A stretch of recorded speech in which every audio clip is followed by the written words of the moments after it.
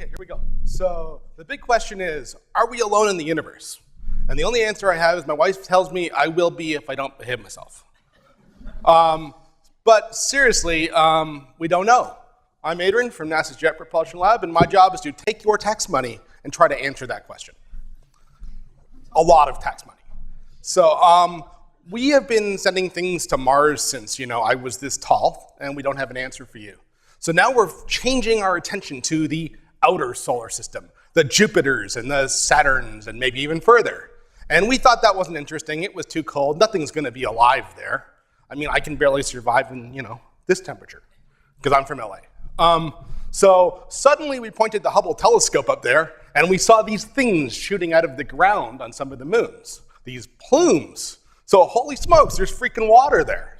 So we're going to have to go look at that. And it makes no sense because the water's shooting out of the solid planet.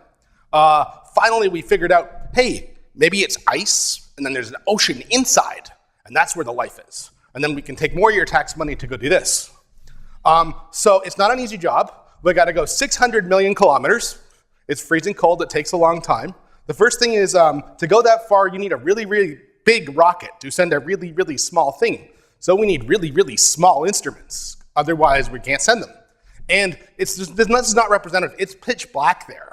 It's dark. You're so far from the sun. The sun's like every other star in the sky. It's nighttime all the time. You bring your solar power or whatever, you don't have a lot of power. So you need a very, very low power instrument to make it work. And then once we get there, the plan is we're going to land. There's a 15-hour delay, radio-wise, so you're going to be landing autonomously. So you're going to need really, really low power radars for that. And then we're going to take this radar and we're going to try to point it at this plume, and we can find out all kinds of stuff. We can find out what the pressure's like. We can find out what kind of water is there, because there is more than one. We can find out the temperature, mostly.